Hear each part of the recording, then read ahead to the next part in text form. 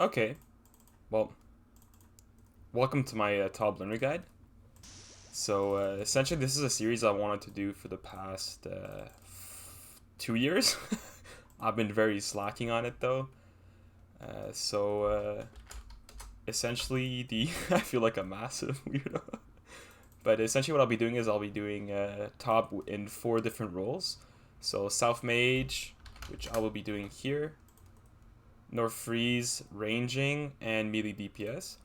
And I'll be doing it as if I'm a learner. So ideally right here what I have is the minimum setup, and this will be very fast paced because I'll be talking while doing the ToB. So for Maiden, essentially, if you're trying to freeze Maiden, you probably have a good understanding of Maiden. So I'm not going to go into some of the details of the basics. But yikes, dude, this is a horrible start, by the way. But essentially crabs spawn at 70, 50, and 30 HP. So you want to be ready slightly before. When learning, it's a nice habit to just put your mage gear on like at 75 percent health. So that way you have a lot of time to freeze. So for South Mage, you're essentially freezing S1, which is this one right here, S2 in the clump right here, and S4, which is the last one over here. Now in a learner setup, this is typically what you do. I usually remove augury here and just spam blood barrages. But you could also keep augury on and just sip an extra restore. But for me personally, I just don't like using supplies in the rooms. It's just nice to just cheap out. Now in this case, the other set spawn because we have a good team. Well, thankfully no S1s, so I can free S2 in the clump. I wait for S4s, freeze it in the clump as well. And I use this clump to ice barrage, or blood barrage, back my health. Now, I mean, this is very particular. Usually in your teams, like you see the next set is probably spawning soon. So I might miss one. Nope, I'm on tick. Cool. So yeah, as I said, this is very particular. These sets are spawning really fast. Now everything's frozen in clump, and you can barrage it. And you see blood barrage is healing me back. Very clean Maiden, to be honest with you. I didn't think it would be this clean. And usually after I freeze the last set, you could probably start meeting here. Meeting is just nicer in general because you don't use Zora scales. But however, you could also just stand back and blow pipe. If you have dragon darts, it's really good damage. It's important to make sure too your blow pipe has at least rune darts. If you can't get rune darts, you could just use addy darts too if you're an iron, for example. I ditched my bomb there. I'm just a little lazy for it. But that's essentially, yeah, I mean, that was very fast, super clean, and now we can go into Bloat. There's not much to talk about for Bloat, just don't get footed, and use your C Halley specs. And now, of course, claws are good too for Bloat. I just prefer, I think C Halley's overall better for Bloat specifically, except that claws are better for Verzik. So you could bring both if you had both. I just like to bring one or the other just because you can get extra space. So I'm going to wait for it to stop, which should be around somewhere here. Oh, he turned, so it'll be a little longer. And in this case, I'm greeting. Ideally, you shouldn't be greeting this much. And there are other methods you can do with Bloat, like flinching and so on. But since this is a learner guide, I'm just not going to do that. So you do a couple whip hits. One of the tricks I like to see is you look at the Bloat and you look at his head. And when he moves his head, you have around 5 ticks to run away. So that's my cue to basically dip. So I don't even count. Now, I mean, this is very insane. Our DPS is crazy. It's 32% already. Usually doesn't happen too much. And you can even leave Piety on. You can also take it off if you want to save prayer and turn it back on when you attack. It's a personal preference, really. It doesn't make that big of a difference. You just have to use more restore doses during the rooms, which is fine. You shouldn't need too many restore doses. So you see stopped, I'm going to go attack him. And since you have 3 super combats, you should also be sipping them quite often. I mean, we literally just did a 2-down blow. This is crazy. This is like not a good comparison for a learner run, but I mean, we only had 1 scythe though, so that's pretty cool. So once you get to this chest here, you want to drop your salve and always buy a stamina. That's a habit you have to get used to. You could also buy a shark or a brew if you use a lot of supplies during the previous rooms. That's up to you. Now for Mage Nilo, you could take off your boots and your Vernic if you want it to be extra sweaty. Not a big difference, honestly. Maybe if you're going for speeds, it's important to do so, but in casual raids, don't bother with that. It's not. I don't think it's worth the effort. It's not worth using Augury as a major. It does help in theory. It's like a slight bonus in terms of accuracy, but I wouldn't bother doing that unless you're going for speeds, which is not the case in this example, and might not be the case for you until you get to a Cypher, until you start doing faster raids. So what's important for a mage role is you should always be prioritizing the aggressive Nilos, and you can know that a Nilo is aggressive when it attacks your teammates, or when it walks in the room. I think this one is aggressive, and you see it go straight towards the middle to attack someone. That's an aggressive Nilo. Now, as a major, I would not recommend helping other roles too much because you already have a lot to do. You can also barrage the doubles, which is quite important. Someone already did that for me, so I didn't have to do it there. Now, something you can do that's funny is you can see Hallie these ones. But that makes no sense. That was just me flexing for no reason. So very self-explanatory. You just click the blue ones. One thing that's nice too, and you should use for all your Nilos, is you can tag the monster you're specifically attacking. So for example, I could tag all the major ones, and that highlights them in purple, which is my NPC highlighter plugin in RuneLite, and that's a very big help. So you know where they are, and it's very nice in terms of when multiple Nilos are stacked on top of each other, because they have different colors for me. So you see how the ones that are highlighted are like purplish, and the other ones are white or yellow. So if you right click a pile, you can, let me try to get an example here. If I right click this pile, I know right away that the purple one is the one I need to click on. This one is an aggressive too, and I know this because of my experience, which maybe I should not have done that, but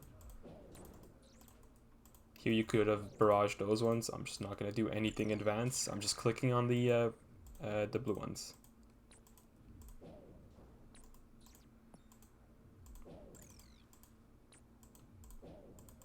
Now, sorry for not using music, by the way. It's just, I think this is more of a, there's already enough guides on YouTube to talk about ToB and all the rooms.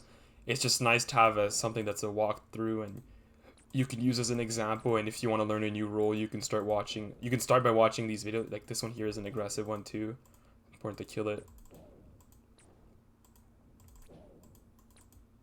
And one thing that's interesting about Nilo too is it's always the same spawns.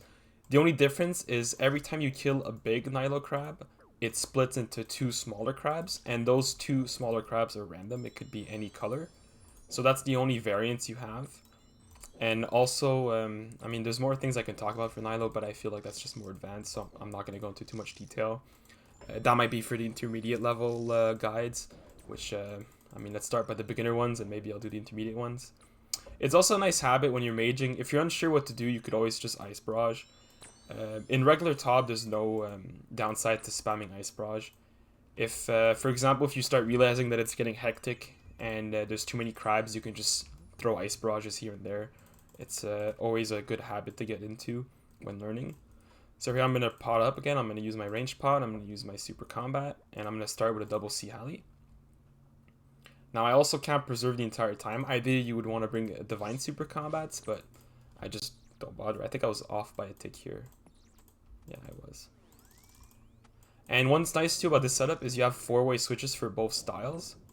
So what's important here is you always want to change your defensive prayers first, and then afterwards you can change your gear. So you see I put my Mage, and I change my gear and attack. And that's a good habit to get into as well. Range, put my gear, my attack.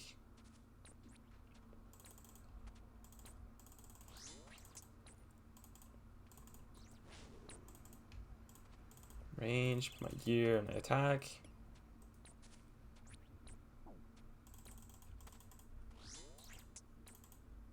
Going a little fast, but usually you don't have to go this fast. Oh, I was not wearing the right hat.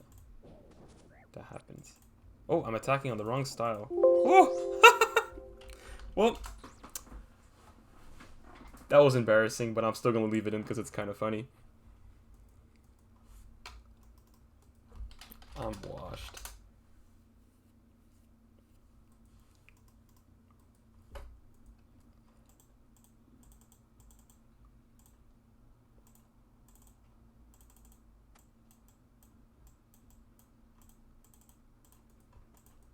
Surprised I haven't like questioned my kill count. Because I am doing ToB on like a 1700 kill count iron right now. Alright, so now I guess we go into Sotoseg. I always do 1-2 when I spec. It's also a nice habit to type when you hit your specs. You can either type a 1 or a 0 if you miss, a 0 if you hit a 1. And that basically just tells your teammates that they should be either backup. You should have someone backup spec. So for example, in a 4-man, you would have one person do 1-2, which you spec the first phase and the second phase. One person 1-3. Oh, that's a 469, which specs the first and third phase, and one person 2-3. And the last person would basically just be a backup. So if someone misses a spec on one of the phases, they would send theirs. That is also a nice trick you can use for Sotoseg in 4-mans. You should always be looking at the person in the diagonal view, because I'm going to show you once we finish this maze. But there's a reason for it, and that's because whenever Sotoseg... Okay, so Sotoseg can either Mage or melee you. And whenever Sotoseg throws you a Mage ball, which is the red ones, it breaks into two other balls, a black one and another red one. So it breaks into a Major and a Ranger ball. So if you see that in the diagonal view there's a Mage ball going towards the person in diagonal, which in this case would be very highs. That missed. So in this case you see there's a Mage ball coming to him. I know it'll split in two. So you see there's a Mage ball and a range ball coming to me. So I knew that there was a Mage ball coming through me in this direction. So I can use that to my advantage in terms of predicting that the ball is arriving. And that way it buys me extra time, because otherwise I would not have that much. I would have maybe one tick to react, which isn't enough time quite often. So very easy phase as well. Oh, I'm chosen for the maze. For the maze, what's important is you have to wait to the third tile, which is this one here. And when I mean the third tile, I mean the third row. So you see row 1, 2, 3. And if you are in voice with your friends, you can ask them if they're ready. If not, you can just wait a couple seconds and then you send it.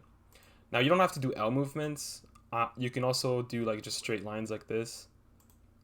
It's fine. The objective is to essentially be slightly faster than if you were walking.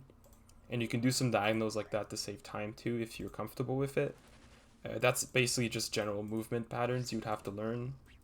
It's definitely not required. The only concern is if your maze start is very like in a straight line right at the beginning, it might be worth it to just be a little fast at the start so you can buy time for your team.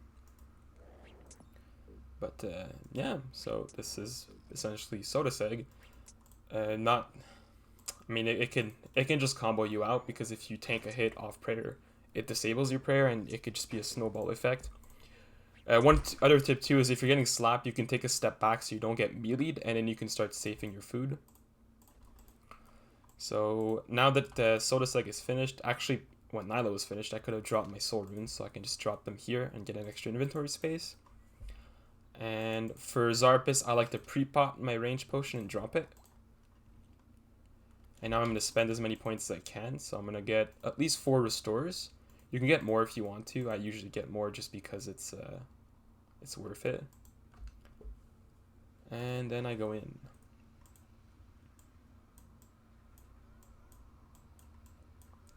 So now for Zarpus, what you want to do is you want to spec it twice and then walk in a corner and range it. Extremely simple. Now I'm going to pick my corner. I usually always go northeast. I'm not sure why I do northeast. It's just the one I prefer. And you can also mark these exhumes with mark object. Each exhume is individually labeled, so it would take you around 200 ToBs to mark all of them, because they don't always spawn at the same spot. But it's definitely something that's worth doing over time. I had it marked on my previous client, but that was I had to reset my client and I lost everything. But anyways, like it doesn't really matter that much. You're just here. Like the only difference it makes is it increases the duration of Zarpus, and typically that's not an issue unless you miss all your hammers, which should be the case. It's also important to pot up for this. The extra hammers, the hammer that hits is very useful. Now you can just stay here, hammer twice, run to the corner, rigor, and range it. And every time Zarpus looks at you, you move 2 tiles away. So in this case, I go like that. Now in a 4-man, you can do a very easy pattern, which saves a lot of space. And essentially when he looks back at me, I go next to it, like this. Now I got a little cucked here because of this tile, because I lost a tick. So I'm gonna go like this. He looks at me again, move another tile.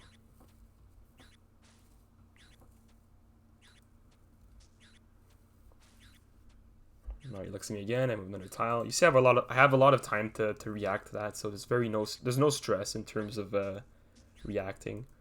And another fun fact too is Zarpus attacks based on the orb order.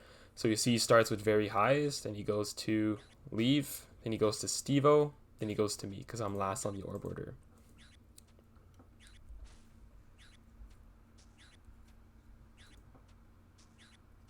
Stevo, now that means I'm next. Now whenever Zarpus screeches, that's when you want to off, wear your melee gear. And here you want to be very patient. So if you attack Zarpus while he's looking at you, it's going to ricochet a 70 damage to you. So what I like to do is I want to go where he's looking, whip it twice, and then run towards where he's currently looking because I know that he cannot look at the same spot twice in a row. And it's an 8-tick cycle. So I can always be attacking and lose no time with a 4-tick weapon like a whip or a blade or a rapier. And see he's looking here, so I'm going to go to this quadrant. And so on. I could have also see Halid there, but that's not very useful. Doesn't save that much time. Now for Verzik, a nice recommendation I can give you is if you have normies on your team, it's a good idea to drop a bit of supplies. Depending on how comfortable you are, you can drop more. So you should ideally drop like maybe 3 brews and a restore on the floor for your team in case you die. Since I'm an iron, I'm just going to drop 1 brew, and usually I won't even drop anything, to be honest with you. Now here you can whip 4 times on the first start. Make sure you pray Mage, and then afterwards you want to run to this tile. You can also click on this tile over here. It brings you to the same location, and it avoids if you ever click on the staff and someone picks it up, you'll get stalled. Now see Stevo's staff, that means I'm next because I'm last in the orb order. Pick up the staff, spec twice, and drop it. Try to be as fast as you can in terms of dropping it. And I guess the first guy did not take it. So I click here so I don't get stalled on the pillar. So 1 tile north of the actual tile. And always look at the HP of the pillar. See, it might fall here because it's rather low. And the timing you want to click on Verzik is when she spreads her legs. So I'm going to show you again right here. I look at Verzik, look at her legs, click.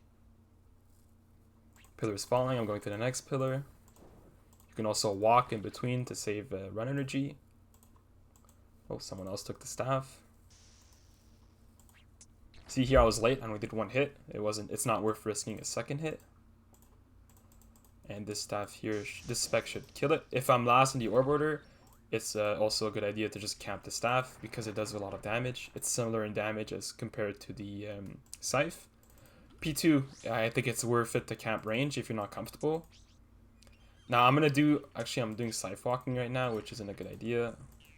Oh, that was not a humble crab. It's also wise to safe up. If I'm safing up, you see what I'm doing. I'm walking in a square, chugging brews between each walk.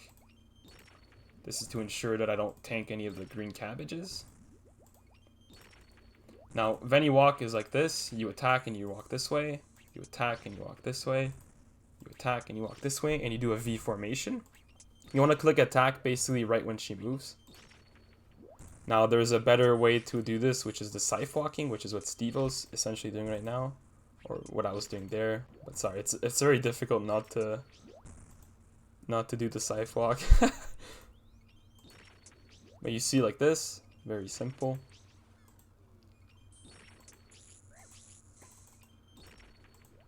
Oh, this green one's on me. I'm gonna pop it. So to pop the crab, you just walk close to it, and then at the last possible second, you run away. So just do the same thing until red crabs, which is at 35%. Once red crabs spawn, you want to switch to Prey Mage, so that should be shortly. And you see here, 33%, so I'm gonna off, Prey Mage. Now I would heal Verzik if I tried to attack it. As a learner, I recommend you just fully kill the crab. It's not, like, just kill it. It's a lot easier, and it still contributes a lot of damage to the team. Now here, usually I would have offed it. Oh, that was unfortunate pathing. So I'm going to safe up. If you can, it's also nice if you can safe up while doing damage. And safing up to full is always a good idea. Unless you're very confident what you're doing and you can not safe up to full, but otherwise I would just say always safe up.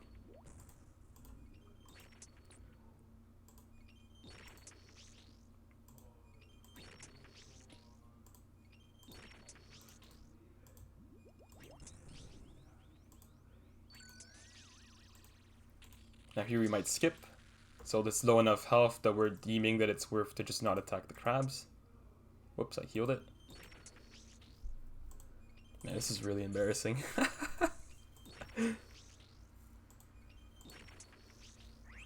Perfect P3. So if you're tanking, you could pass tank. The way to pass tank is to pretend like it's Saradomin and just run away and run around the room until the tank swaps. Or you could stand under Verzik for around 15 ticks and she's going to swap tank. They both work. It's up to you. If you trust whoever's tanking, you can just keep attacking and not lose damage. Otherwise, you can try to sidestep, which is when you run away on the tick that she would melee. And that way, if she does melee, you don't get hit. So I would go like this. However, since it's Stevo tanking, I trust Stevo. I'm not going to do that. That was kind of funny. He got chanced. Now, I'm not going to web run because it's intermediate level. So I'm just going to hug the walls and trident. If you have a T-bow, you should be T-bowing.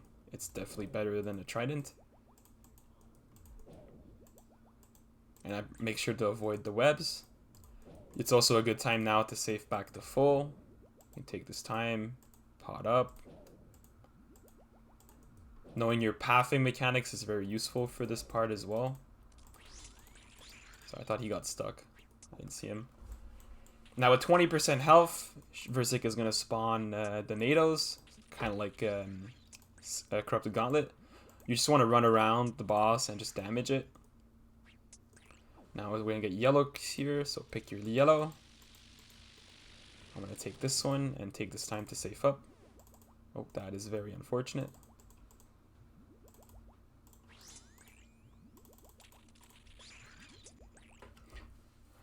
Now we're going to get NATO, so I'm going to spam my spec soon.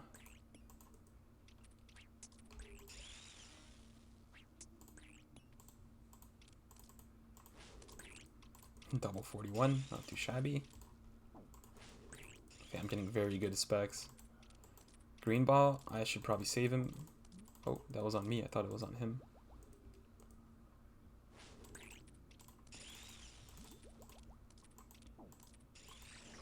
Simple enough. Hopefully I don't get a purple here. And I mean, to be fair, this ToB was incredibly clean. That was a 20-minute ToB. Usually they're not this clean. Stevo MVP'd, of course. And that is essentially yes Mage. I mean, it wasn't a great ToB for me, to be honest. It was pretty horrible. But I'm not used to using a whip, and this is mostly meant to talk to you guys more than anything. So that is S Mage completed, so now I'm going to move on to the other roles.